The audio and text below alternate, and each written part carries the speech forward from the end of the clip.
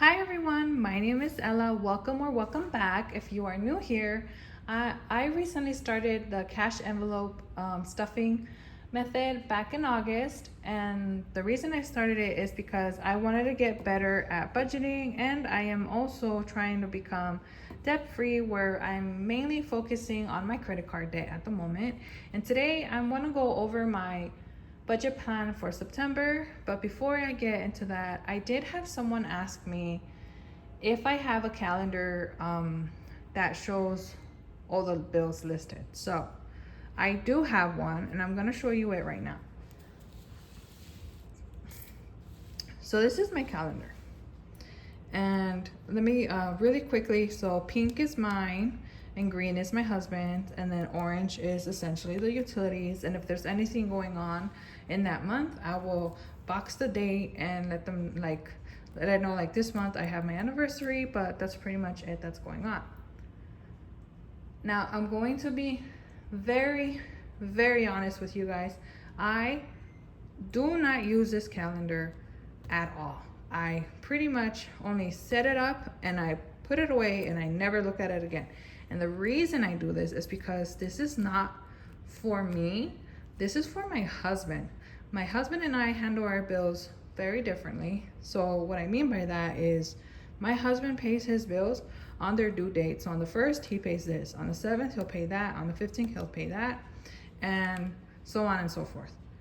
I do not pay my bills that way. I do not pay my bills on their due dates, but I only have them listed because sometimes he'll ask me something and it's easier for him to see when my bills are due versus how I handle my stuff, because he doesn't like how I handle my stuff, and I don't, and this method for me, it just doesn't work for me. So like I said, we very different, but I do have it. This is for him. I fill it out every month and then I slap it on the fridge and I never pretty much look at it again, or I don't do anything with it. Like, this is his stuff. I'm gonna show you how I handle my bills. So let me move this to the side. I do have a planner, and let's go to September. So in September, all of my bills are listed on Fridays, and that's because I get paid on Fridays. The rest of the month is pretty much empty unless something's going on, or like right now, my son's daycare is closed, and then this day is my anniversary. Other than that, it is empty. Now my bills are not due on these dates. They're not. This is not their due dates. However, this is the reason I do it is because this is the check that needs to handle these bills, and this is a check that needs to handle these bills. So I set up my planner by how do you say it? How would I say it? Essentially by the check, not by their due dates, because as soon as I get paid, all of this, as soon as I get paid, once it hits the bank, I pay what I need to pay, and then whatever is left over is my budgeting money. So that's how I do my stuff. I know this may not be for everyone, and this may not be for anyone, but for me, this works for me because I don't need to know the due dates. I just need to know what checks can handle what expenses.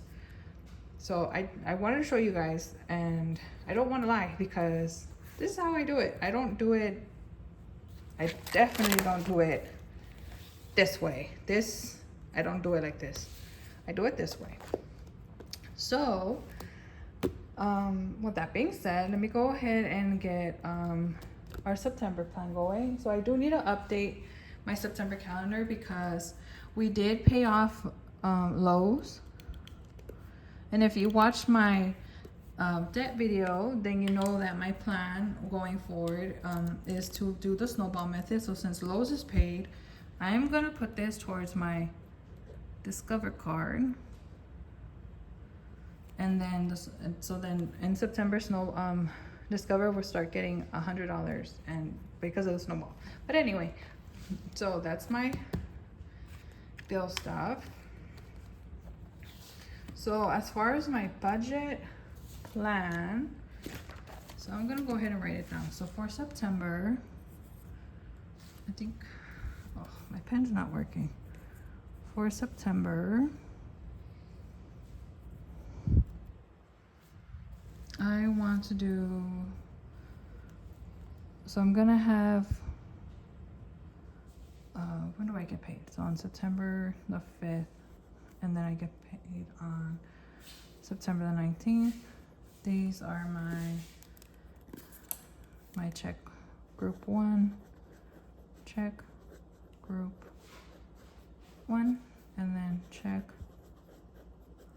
group 2. Okay. So after my bills are paid, I do want to keep on doing daycare, which is $150, and she is every week, but she knows. So in September, it's gonna look very different because I no longer have the extra funds for my part-time. So I did let her know that I might pay her bi-weekly and not weekly like before, but essentially, you know, I have to save up $150 every week, or it's basically $300 every 2 weeks. So that's that. For my groceries, same thing. Since I no longer have the extra funds, I am gonna shoot for $140 bi-weekly. And then my gas, now I was doing $50 every week.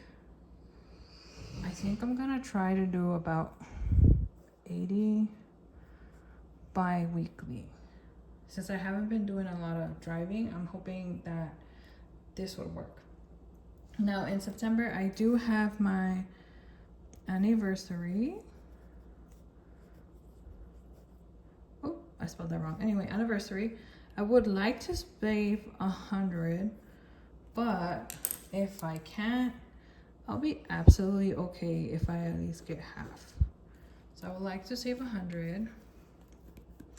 And then in August, I had some unexpected expenses and I had to use my credit card. So for September, I am really, really hoping, my plan is to not use them. So I think that for August, instead of trying to stuff my debt slip a whole lot, what I want to do instead is for baby boy's binder.